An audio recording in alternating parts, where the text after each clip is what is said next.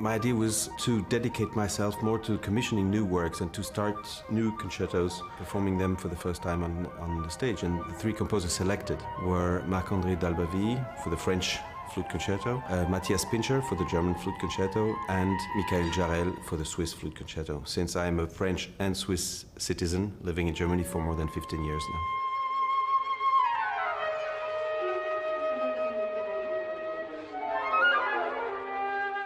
The concerto by Dalbavie is eminently French.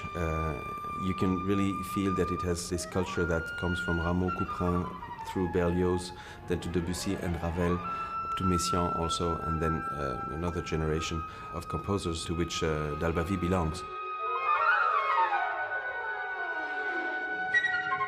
There's very special thing to it in the texture of the orchestra and in the articulation and the way the phrases are being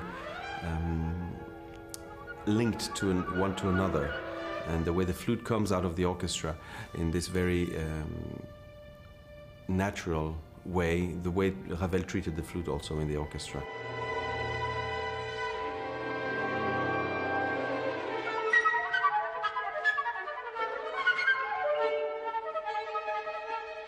In this Dalbavie piece, there's a lot of voluptuous and sensual phrasing in the flute part itself, but also in the way that it finds a resonance within the orchestra sound.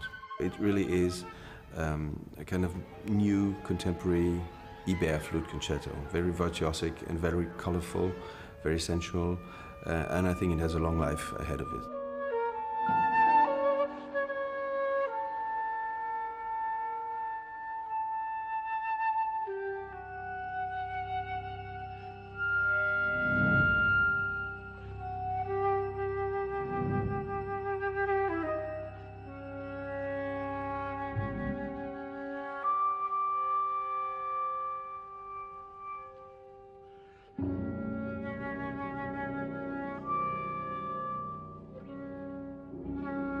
I've heard of Michael Jarrell through various friends and other musicians who performed some of his pieces, and I've always thought there is something particularly poetic about his writing, where the imagination of both the audience, but also certainly the imagination of the composer are immensely present and very fragile at the same time.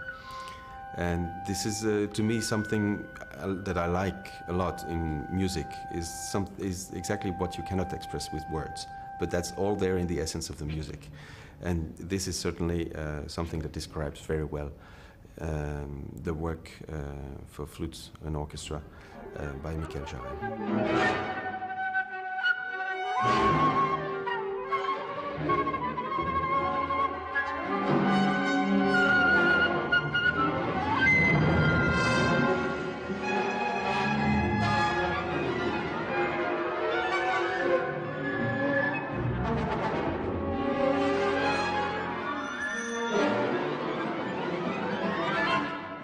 Music is most of my life, and these new pieces belong to my imagination, or belong to my being as a musician and as a person.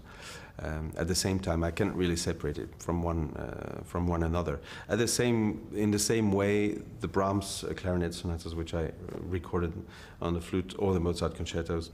So whether it's traditional repertoire or the next projects like Bach sonatas, all these are things that benefit from various experiences.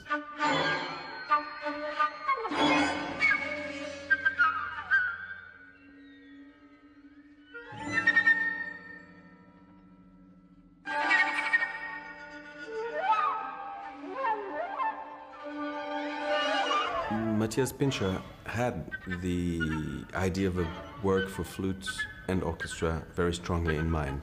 And when he was asked to write a piece for the Lucerne Festival, he was first he was asked to play a piece for orchestra, and he replied, he said, I have a piece for flute and orchestra in mind. And this is when we realized that I was there also as an artist in residence in the same year, and therefore it would be an ideal thing to do together. We spent some time talking about effects and about a special way of using the instrument. The most interesting thing is how you interconnect these various effects, because they've all been discovered a long time ago. You know, the flute is one of the oldest instruments on earth, and whether you hit the instrument or you blow on it or in it, or you use it as a trumpet or as a recorder, you can have a lot of different sounds on such an instrument, but that's nothing new about it. The new thing is how you combine them and how you get them to interconnect so that it becomes one musical statement, one phrase.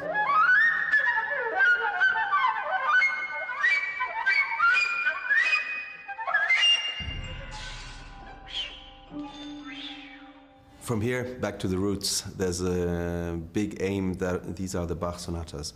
And this is something that I'm going to be dedicating myself in the year 2008 with lots of fun and respect also in the person of the great artist Trevor Pinnock, with whom I'm going to record and perform these Bach sonatas. And I'm very much looking forward to this.